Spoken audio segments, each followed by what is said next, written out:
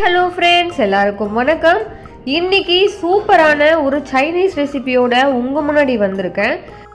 சின்ன பசங்கள்லேருந்து பெரியவங்க வரைக்கும் பிரியாணிக்கு அடுத்து உங்களோட ஃபேவரட் என்னன்னு கேட்டால் கண்டிப்பாக செகண்ட் தாட் இல்லாமல் எல்லாரும் சொல்கிறது இந்த சிக்கன் ஃப்ரைட் ரைஸ் தான். Restaurant style chicken fried rice எப்படி பண்ணலாம்னு பார்க்கலாம். ஒரு நல்ல ஃப்ரைட் ரைஸ்க்கு நல்லா உதிரியாக சாதம் வடிக்கிறது ரொம்பவே முக்கியம். ஃப்ரைட் ரைஸ்க்கு நம்ம குக்கரில் சாதம் வடிக்கிறத விட இந்த மாதிரி ஒரு 20 நிமிஷம் பாஸ்மதி ரைஸை ஊற வச்சுட்டு நிறைய தண்ணி ஊற்றி ஒலை தண்ணி வச்சுட்டு அதில் சாதம் வடிக்கும் பொழுது அந்த கஞ்செல்லாம் வெளியேறி சாதம் ஒன்றோட ஒன்று ஒட்டாமல் இருக்கும். இந்த மாதிரி கையில் வடித்த சாதத்தை ஒரு அகலமான தட்டு இல்லை ஒரு வெள்ளை துணி பரப்பி ஆற வச்சுக்கோங்க. அதில் இருக்கிற மாய்ஸ்சர் எல்லாமே போயிடுற அளவுக்கு இது ஆறணும். இப்போ இந்த சிக்கன் ஃப்ரைட் ரைஸ்க்கு சிக்கனை மேரினேட் பண்ணிக்கலாம். இப்போ இதில் ஒரு 1/2 டீஸ்பூன் சால்ட் ஆட் பண்ணிக்கிறேன். அதே மாதிரி 1/2 டீஸ்பூன் சோயா சாஸ் இதில் ஆட் பண்ணிக்கிறேன். இப்போ இதில் 1/2 teaspoon pepper powder, 1 table spoon cornflour இது எல்லாமே ஆட் பண்ணி நல்லா மிக்ஸ் பண்ணிக்கிறேன். இதை நல்லா கலந்து விட்டுட்டு ஒரு 10 மினிட்ஸ் ரெஸ்ட் கொடுத்துடலாம். இப்போது இந்த சிக்கன் ஃப்ரைட் ரைஸ்க்கு தேவையான வெஜிடபிள்ஸ் எல்லாம் நம்ம ரெடி பண்ணி எடுத்து வச்சுருக்கோம். என்னென்னு பாருங்கள். பீன்ஸ், கேரட், கேப்சிகம், அப்புறம் இந்த ஸ்ப்ரிங் ஆனியனை லீவ்ஸ் தனியாக, கீழே இருக்கிற அந்த பாட்டம் பார்ட் தனியாக கட் பண்ணி வச்சுருக்கேன். ரொம்பவே முக்கியமாக ஜிஞ்சர் அண்ட் கார்லிக்கை ஃபைனாக சாப் பண்ணி எடுத்துக்கணும். இது கூட 2 முட்டையும் எடுத்து வச்சுருக்கேன். இப்போது ப்ரிப்பரேஷன்லாம் முடிஞ்சிடுச்சு. நம்ம என்னென்னலாம் பண்ணி வச்சுருக்கோன்னு பாருங்கள். சாதத்தை ஆற வச்சாச்சு, 2 முட்டையை நல்லா பீட் பண்ணி எடுத்து வச்சாச்சு. இன்னொரு பக்கம் சிக்கன் நல்லா மேரினேட் ஆகிட்டு இருக்கு. இப்போ இந்த சிக்கன் ஃப்ரைட் ரைஸ் பண்ணுறதுக்காக நல்லா அகலமான ஒரு வாக் பேனை எடுத்து வச்சுருக்கேன். அதில் கொஞ்சமாக பட்டர் அண்ட் ஆயில் ரெண்டுமே மிக்ஸ் பண்ணி ஆட் பண்ணியிருக்கேன். இப்போ இதில் நம்ம ரெடி பண்ணி வச்சுருந்த அந்த மேரினேட்டட் சிக்கனை இதில் ஆட் பண்ணிடலாம். இந்த பட்டரில் இந்த போன்லெஸ் சிக்கன் நல்லா சாட்டே ஆகும்போது அது ரொம்பவே டெண்டராக சாஃப்டாக இருக்கும் ஃப்ரெண்ட்ஸ்.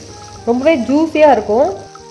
இப்போ இது நல்லா ஒரு 2-3 மினிட்ஸ் சாட்டே ஆகிட்டு அது கலர் டேர்ன் ஆகும்போது இதை நம்ம ட்ரான்ஸ்ஃபர் பண்ணிக்கலாம். அதே கடாயில் நம்ம பீட் பண்ணி வச்சுருந்த அந்த 2 எக்கை இதில் ஆட் பண்ணிக்கிறோம். நம்ம வீட்டில் ஸ்க்ராம்பிள் எக் பண்ணும்பொழுது என்ன மாதிரி பண்ணுவோமோ அந்த மாதிரி இங்கேயும் நல்லா எக்கை ஸ்க்ராம்பிள் பண்ணிடணும். ஒரு சிலர் வெஜிடபிள்ஸ் ஆட் பண்ணிவிட்டு வெஜிடபிள்ஸ் சாட்டே ஆகும்போதே இந்த எக்கை ஊற்றுவாங்க.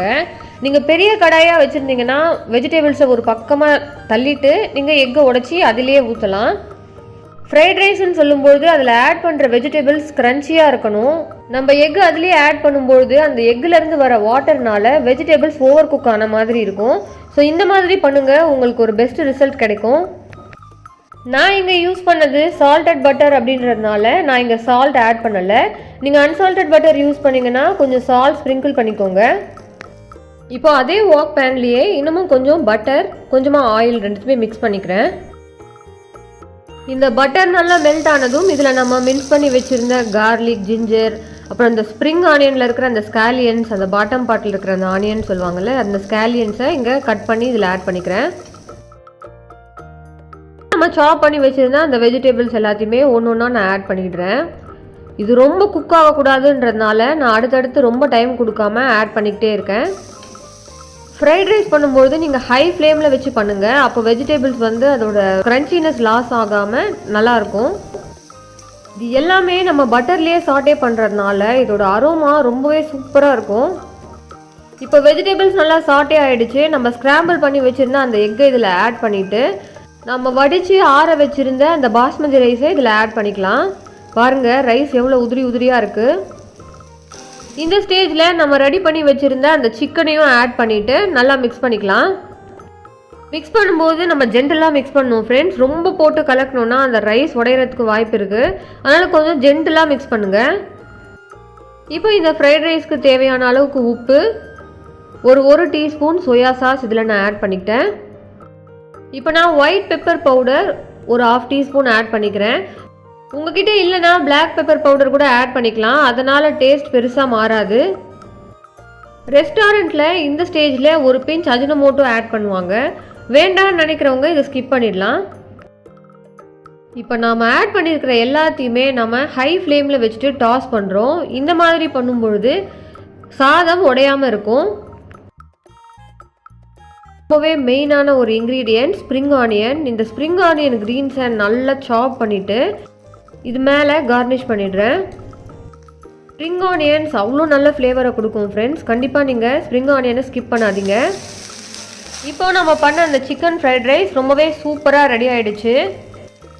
நான் சொன்ன மாதிரி அதே மெத்தடை நீங்கள் ஃபாலோ பண்ணிங்கன்னா வெஜிடபிள்ஸ் ரொம்பவே க்ரன்ச்சியாக, சிக்கன் ரொம்ப ஜூஸியாக, ரொம்பவே சூப்பராக ஒரு சிக்கன் ஃப்ரைட் ரைஸ் ரெஸ்டாரண்ட் ஸ்டைலில் நம்ம ரெடி பண்ணிடலாம்.